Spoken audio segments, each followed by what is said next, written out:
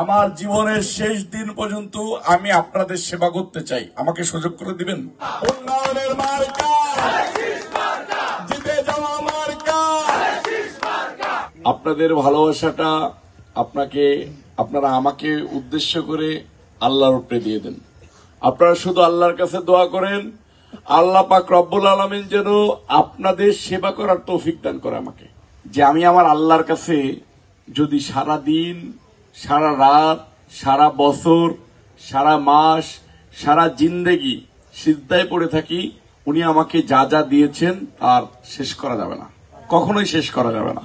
উনি আমাকে সুস্থতা দান করেছেন, উনি আমাকে গুলিবিদ্ধ স্বৈরাচার হাসিনা সরকারের পেটুয়া বাহিনী আমাকে গুলিবিদ্ধ করেছে, সেখান থেকে বাঁচিয়ে এনেছেন।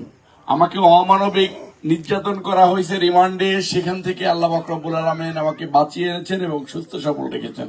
আমাকে ভালোভাবে চলার তৌফিক দান করেছেন, শত প্রতিকূল পরিস্থিতিতে ধৈর্য ধরার তৌফিক দান করেছেন। আপনাদের মতো এরকম জ্ঞানী গুণী মানুষের ভালোবাসায় পাওয়ার তৌফিক দান করেছেন আমাকে। আমি কি এই এত শত নিয়ামত কখনোই সিজদায় পড়ে আল্লাহ শুকরিয়া আদায় করে শেষ করতে পারবো? আমি শুধু আল্লাহর কাছে আপনাদের মধ্য দিয়ে চাই, ওয়ালটন এখন দেশের সীমানা পেরিয়ে পৌঁছে গিয়েছে 50টিরও বেশি দেশে। ওয়ালটন, ঘরে ঘরে, বিশ্বজুড়ে।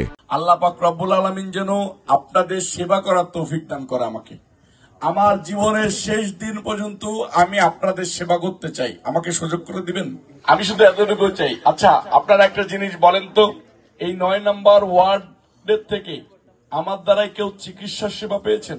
আমি যে মাগুরা সহ মাগুরা 2 আসনের বিভিন্ন শ্রেণীর মানুষের চিকিৎসা সেবা দিচ্ছি, এটা কি জানেন?